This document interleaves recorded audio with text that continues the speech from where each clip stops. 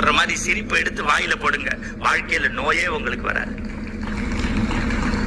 யாருமே சிரிக்கிறதே இல்லையே. நம்மளை விட அவர் வெள்ளை சட்டை போட்டா இவன் 3 நாளைக்கு சாப்பிட மாட்டேங்கிறானு. அதானே உண்மை.